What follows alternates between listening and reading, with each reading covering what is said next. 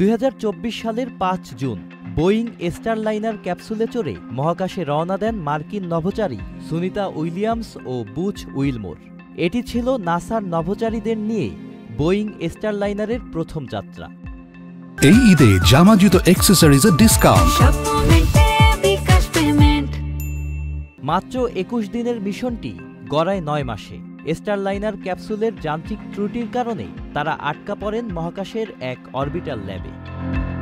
অবশেষে গত রবিবার সুনিতা ও বুচকে ফিরিয়ে আনতে আন্তর্জাতিক মহাকাশ স্টেশনে স্পেসএক্সের রকেট ফ্যালকন 9 পৌঁছেছে। নভোচারীদের ফিরিয়ে আনার এই মিশন নাসার সাথে যৌথভাবে পরিচালনা করছে ধনকুবের ইলন মাস্কের স্পেসএক্স।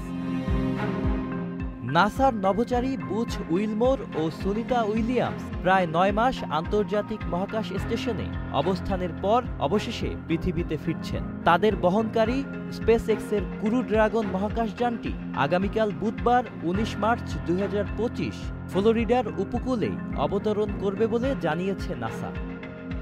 নাসা আরও জানিয়েছে, মহাকাশ স্টেশন থেকে তাদের প্রস্থানের প্রক্রিয়া সোমবার সকাল 8:15 শুরু হবে, যা নাসার ওয়েবসাইট ও সামাজিক মাধ্যমে সরাসরি সম্প্রচার করা হবে।